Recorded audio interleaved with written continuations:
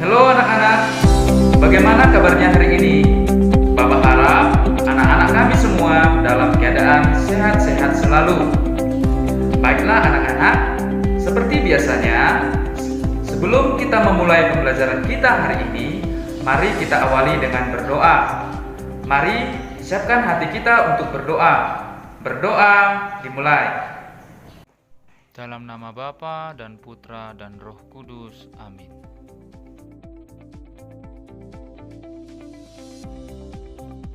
Berdoa selesai. Baik anak-anak, hari ini kita akan belajar muatan pelajaran bahasa Indonesia. Tema 1, organ gerak hewan dan manusia. Subtema 3, menentukan ide pokok dalam teks. Ide pokok merupakan inti atau dasar permasalahan dalam suatu teks. Dengan mengetahui ide pokok suatu teks, kita akan lebih mudah memahami isi teks tersebut. Cara menentukan ide pokok suatu teks: yang pertama, membaca teks dengan cermat. Yang kedua, menemukan kalimat utama setiap paragraf. Kalimat utama itu bisa terdapat di awal dan juga bisa terdapat di akhir paragraf. Yang ketiga, menentukan ide pokok dari setiap paragraf tersebut.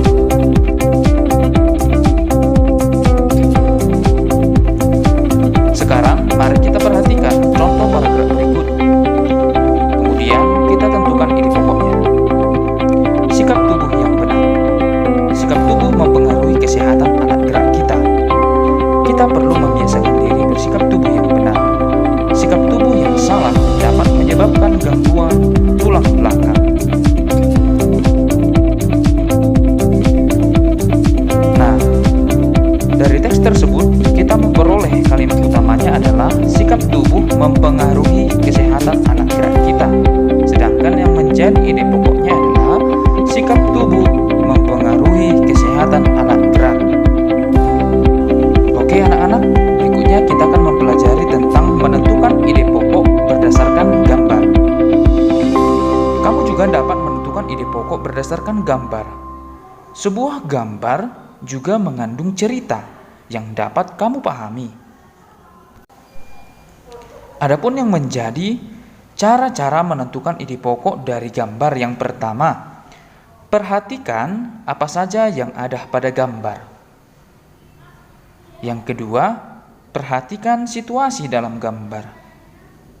Yang ketiga, tentukanlah ide pokok dari gambar berdasarkan objek-objek yang ada pada gambar tersebut. Perhatikan gambar berikut. Selanjutnya, tentukanlah ide pokoknya. Nah, kira-kira apa ya yang menjadi ide pokok dari gambar ini? Perhatikan aktivitas-aktivitas objek apa saja yang mereka lakukan. Ya, yang menjadi ide pokok dari gambar di atas adalah peringatan Hari Ulang Tahun Kemerdekaan Indonesia. Itu dapat kita perhatikan dari kegiatan-kegiatan orang-orang yang ada di dalam gambar itu. Dapat juga kita perhatikan dari bendera merah putih yang ada pada gambar. Kamu dapat menuliskan ide-ide pokok dari teks atau gambar. Ide pokok tersebut juga dapat dituliskan dalam bentuk tabel. Ini adalah contoh penulisannya. Kita buatkan judul teksnya. Contohnya di sini sikap tubuh yang benar. Sumber teksnya majalah anak. Kemudian kita buat kolom paragraf 1, paragraf 2. Kemudian kita tuliskan masing-masing ide pokok dari setiap paragraf itu.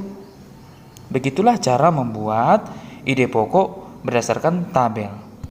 Selain menggunakan tabel, kita juga dapat menyajikan ide pokok itu dalam bentuk diagram pohon. Mari kita perhatikan pada video ini. Nah, berikutnya kita akan belajar menuliskan ide pokok dari artikel ilmiah. Artikel ilmiah itu adalah teks yang berisi informasi ilmu pengetahuan. kita dapat menentukan ide pokok dalam artikel ilmiah, yaitu dengan cara-cara yang sama seperti yang baru saja kita bahas tadi. Nah, sekarang kita akan membuat cerita pendek berdasarkan ide pokok. Ide pokok merupakan inti atau dasar permasalahan dalam suatu teks. Kita dapat mengembangkan ide pokok itu menjadi cerita pendek. Bagaimana caranya? Adapun yang menjadi langkah-langkah membuat cerita pendek berdasarkan ide pokok, yang pertama, kita harus menentukan topik cerita yang akan kita buat. Yang kedua, menentukan ide pokok dari cerita yang akan kita buat. Yang ketiga, membuat kalimat utama yang berisi ide pokok itu. 4. Menuliskan informasi tambahan ke dalam beberapa kalimat untuk mendukung kalimat utama. Yang kelima, merangkai kalimat-kalimat tersebut hingga menjadi sebuah cerita pendek yang urut. Yang keenam, memperhatikan ejaan dan pemilihan kata saat membuat dan merangkai kalimat menjadi cerita pendek.